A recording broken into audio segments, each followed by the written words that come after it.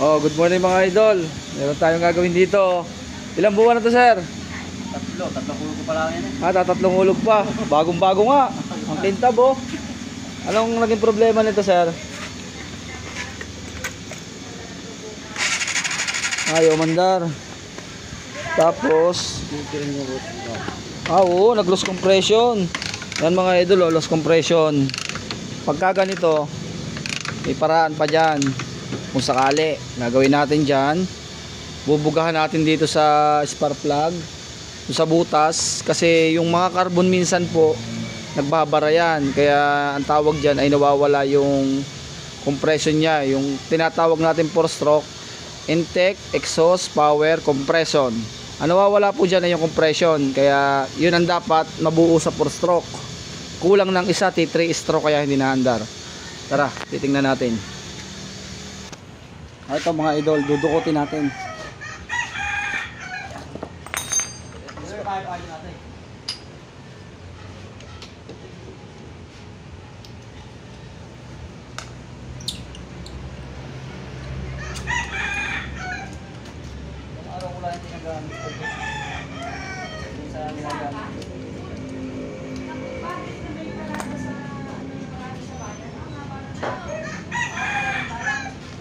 Kailangan natin ng oil, lalagay natin doon sa butas. Tapos kailangan natin ng dahon para mapalubo natin. So guys, tara.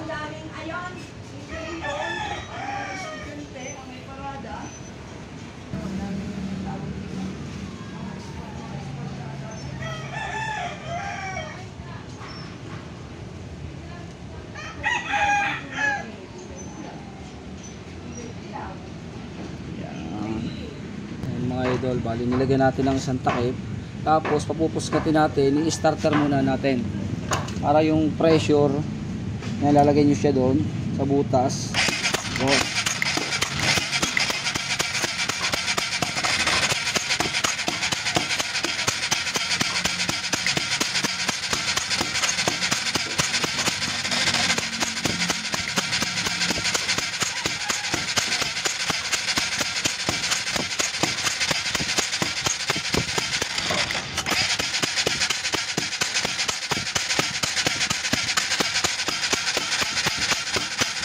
Okay na mga idol. Ayan na. Bali ngayon, lalagyan na natin yung spark plug. Mabalik na natin. Kaso nga lang, pag umandar yan kung sakali, uusok yan.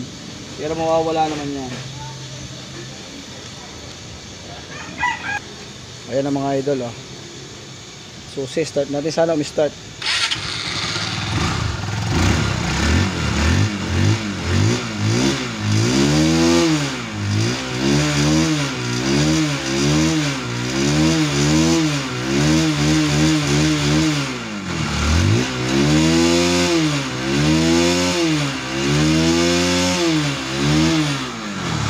Tagumpay. Tasika na yung mga karbon niya. O, di ba? Walang babang makina magaganap, walang overhaul, walang top overhaul. Dukot. O, yan. Dukot, simple-simple na kuya. Ayun o. Ayos na uli. Sipahin mo nga, kung tumigas na. Sabi mo kanina lumambot. O, sipahin mo nga. Maramdam mo yung matigas na yung kicker. Ayun. O. Okay na yan. Kaya lang naman siya umusok kuya, yung nilagay ko para yung mga carbon ay mabasag. Ngayon, kung gusto mo mawala na tuluyan yung carbon yan, may nabibili sa Honda. Yung pang carbon cleaner, nihahalo yung sa gasolina. Kalahating tangke, ilalahat mo yung carbon cleaner. Ayun ni kalimita, kaya nagkakakarbon ng sobrang yung piston. Paiba-iba ka lang gasolina. Oo, minsan sa ibang brand, minsan nag-iiba, kaya nagkakarbon. Oo. Yan, kaya yung mga gustong mawala yung carbon, bumili kayo ng Honda cleaner. Nakakabili sa Honda noon, mga 130 plus lang yon. Ihahalo nyo sa gasolina para yung sa barbula natin mabasag yung carbon. O yan lang mga idol. Okay na, tapos na, ganyan lang kasimple lang.